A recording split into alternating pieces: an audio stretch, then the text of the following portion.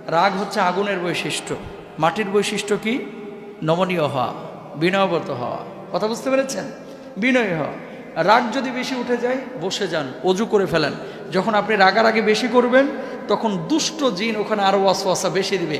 এই জন্যই রাগের মাথায় মানুষ মানুষের কুবাইতে পারে। যে মানুষটা কুবাইতেছে উনিও বলে এরপরে যে আমি কেমনে কুবাইলাম ভাই আমি জানি না। কথা বলেন না কেন?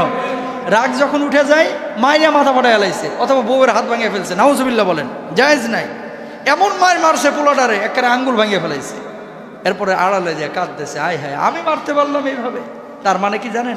আসলে যখনই রাগটা উঠছে, ওই বদজিন ওখানে বসছে, এর মাথাটাকে মস্তিষ্কটাকে নষ্ট করে এই আকামটা করে ফেলছে। এই জন্য সে তার হিতাহিত জ্ঞান হারায় গেছিল, ঠিক কিনা? এই জন্য রাগ যখন উঠবে সাথে সাথে কি করবেন? বসে যাবেন। বসে যে যদি দেখেন রাগটাও কমতেছে না, অজু করে ফেলেন। যদি তাও না কমে শুয়ে যান, দেখবেন রাগ উধাও। আল্লাহু আকবার।